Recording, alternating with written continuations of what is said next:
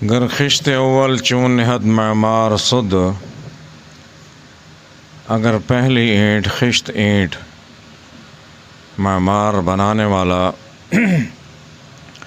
सुध सुधा कर रखे, सीधी करके रखे। सुधाने से मुराद ये है कि समझदार होगा, वो देखेगा कि ईंट की कोई नोक निकली हुई है, उसको तराश लेगा। ईंट खस्ता है, बोसीदा है, उसको निकाल देगा।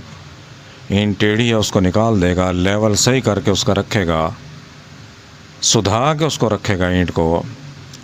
ता सुरैया मैं रवद, सुरैया सितारे तक भी अगर दीवार को लेकर चले जाएंगे तो दीवार सुध, दीवार सीधी रहेगी। इमारत मजबूत भी होगी, सीधी भी होगी, कोई खामी नहीं होगी। सुरैया सितारा क्या है? सुबह सादिक के वक्त सारे सितारे ओझल हो जाते हैं, छुप जाते हैं। एक सितारा आखिर तक खड़ा रहता है, जिसे देखकर पहले फजर की नमाज़ पढ़ा करते थे कि जब तक ये सितारा हो उस वक्त तक नमाज़ पढ़ सकते हैं।